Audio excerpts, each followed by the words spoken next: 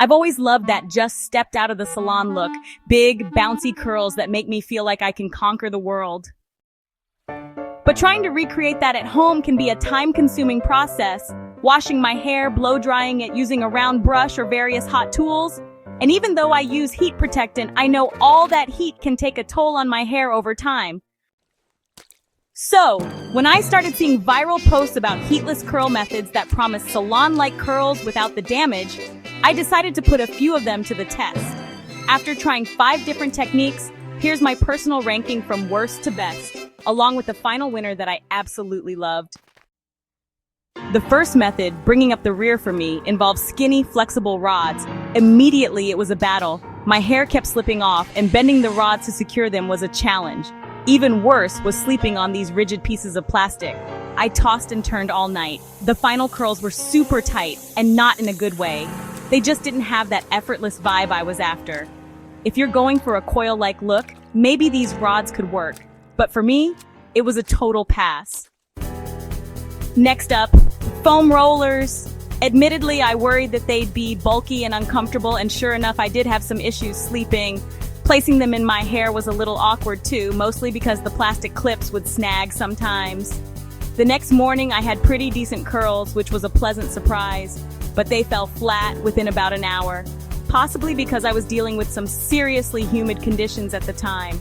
In the end, the result wasn't worth the slightly restless sleep. The third one I tried is commonly called the ribbon technique. If you remember the old bathrobe belt trick, it's similar. You place a soft rod or belt-like fabric near the top of your head, wrap your hair around it, gradually adding small sections as you move along. Securing it was easy, and the best part is that it's comfortable enough to sleep in. The next morning, my hair had soft, loose waves that lasted all day, even in damp weather. Although I wanted a bit more volume, I liked how low effort it was. This will definitely be a go-to on nights when I need a dependable result. Coming in second place was a method using large flexible rods. I only used 3, one on top and one on each side, and while the side rods bugged me a bit when I slept, they were simple to rewrap when they slipped out. In the morning, I finally got some serious volume, the kind that made me feel like I'd just left a professional styling appointment. If those rods had stayed put all night, they might have been my top pick. But the final winner, hands down, was the sock curl method. It's ridiculously easy. You part your hair in 2 sections, hold a sock against each section, wrap your hair around it, and then roll the end of the sock up so it stays in place. It doesn't hurt to sleep on, and the curls look like a classic blowout. I was so happy with the result that I couldn't stop flipping my hair around the house.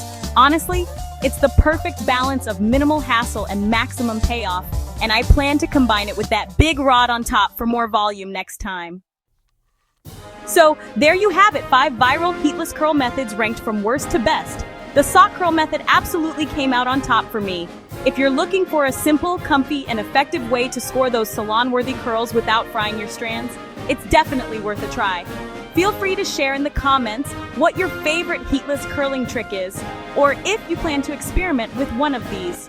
Thanks for watching, and I'll see you next time.